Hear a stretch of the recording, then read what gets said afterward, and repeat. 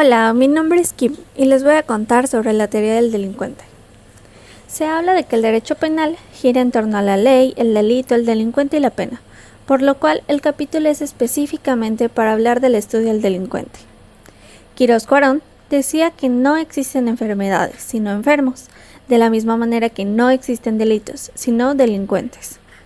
Un delincuente es aquella persona física que realiza, ya sea por acción o omisión, la conducta delictiva y cuya responsabilidad penal ha sido probada y consecuentemente ha sido sentenciado. Antiguamente, cuando cometían un delito ciertas personas, se les llegaba a representar con un animal o cosa para que se aplicara justicia y el delito no quedara impune. Serán llamados chivo expiatorio. Cuando se hacía un muñeco que ocupaba el lugar del delincuente y ese muñeco era colgado o quemado, se le conocía como pena en enfigie.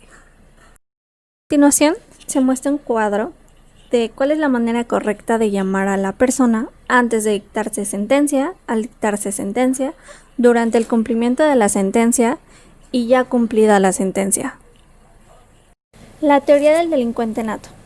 Lombroso, preocupado por el comportamiento humano, sobre todo por la conducta criminal, se dedicó a estudiar en especial a los criminales de su época. Trató con enfermos mentales y elaboró una serie de notas de las que extrajo, entre otros aspectos, las características de distintos tipos de delincuentes, a quienes clasificó de acuerdo con sus características antropológicas y psicológicas. La clasificación del sujeto activo. Para precisar en cada tipo penal al protagonista del delito, esto es, al sujeto activo, la doctrina lo clasifica en dos.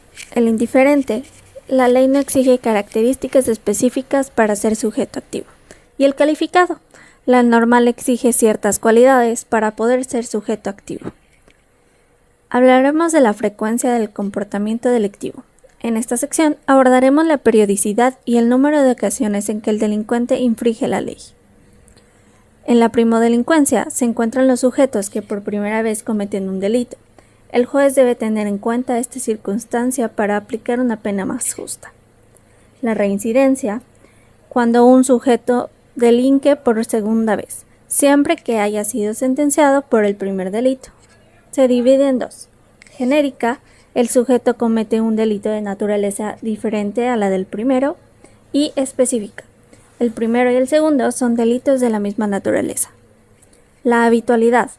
El sujeto reincide en cometer más de 2 veces un delito, siempre y cuando sea cometido en un periodo que no exceda 10 años.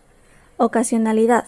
El sujeto comete el delito en función de habérsele presentado la ocasión propicia. Y la delincuencia profesional. Para su ejercicio se requiere una capacidad intelectual superior a la común, además de toda una organización. Identificación del delincuente. Cuando se detiene a un sujeto como probable responsable del delito imputado, la autoridad procede a identificarlo. Nada es tan delicado como las acusaciones infundadas y los testimonios falsos o imprecisos. Ello da origen a innumerables injusticias, a pérdida de tiempo, dinero y sobre todo el menoscabo de la credibilidad de la ley y las autoridades. Cabe señalar que la identificación se puede presentar tanto con el detenido como sin él. La criminalística es la disciplina que reúne conocimientos técnicos y científicos para la investigación del delito y del delincuente. Resulta sumamente útil en el derecho penal, pues dispa los cuestionamientos formulados. Les mencionaré algunos sistemas de identificación.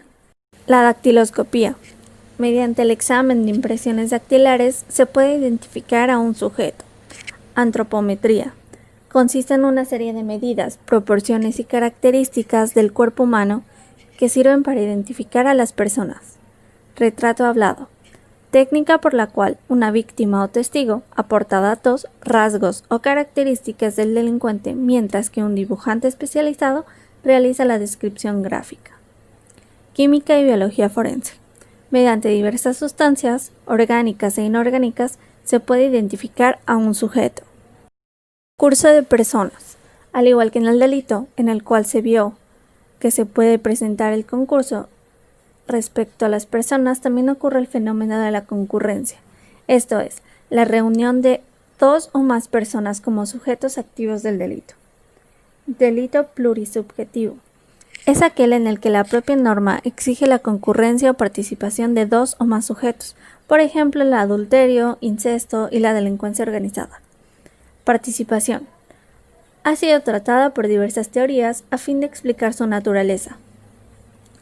La teoría de la causalidad es de quienes coadyuvan con su unión a causar el resultado son coautores, partícipes o codelincuentes. Teoría de la accesoriedad.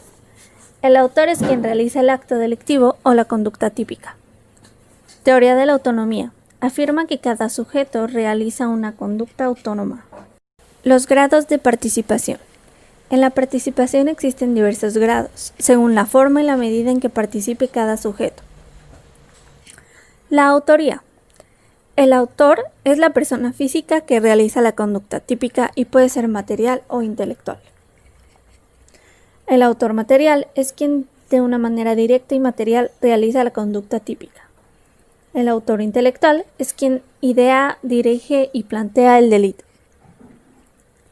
La coautoría, en ese caso, intervienen dos o más sujetos en la comisión de un delito. La complicidad. La producen las personas que de manera indirecta ayudan a otras a cometer un delito. Autoría inmediata. Existe cuando el sujeto activo se vale de un imputable para cometer el delito. El autor será sujeto imputable, mientras que el medio o instrumento de aquel se valió para cometer el delito será el inimputable. La investigación consiste en incitar a otra persona a cometer el delito. Provocación o determinación. Consiste en utilizar y aprovechar la idea que otra persona tiene, propiciando el reforzamiento para que cometa el delito. El mandato. Consiste en ordenar a otros que cometan un delito, con beneficios solo de quien lo ordena. Orden.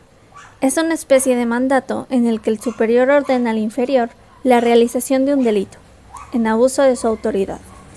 Coacción. Se ordena la comisión de un delito, pero con algún tipo de amenaza hacia el sujeto. Consejo. Se instiga a quien para que cometa un delito en beneficio del instigador. Asociación. Es un convenio que celebra varios sujetos para cometer un delito en beneficio de todos. El encubrimiento. Es el auxilio posterior que se brinda al delincuente. Propiamente no hay participación en el delito, sino posterior a él. La asociación delictuosa se integra por un grupo o banda de 3 o más personas que se organizan con el propósito de delinquir. La pandilla es la reunión habitual, ocasional o transitoria de 3 o más personas que, sin estar organizadas con el propósito de cometer delitos, cometen en común alguno. Delincuencia grupal. Surge sin previo acuerdo. No es la forma de la codelincuencia. Secta criminal. Sus integrantes comparten creencias y propósitos y actúan para lograr el fin que persiguen. Delincuencia organizada. 3 o más personas se organizan para realizar conductas que tienen como fin cometer delitos en específico.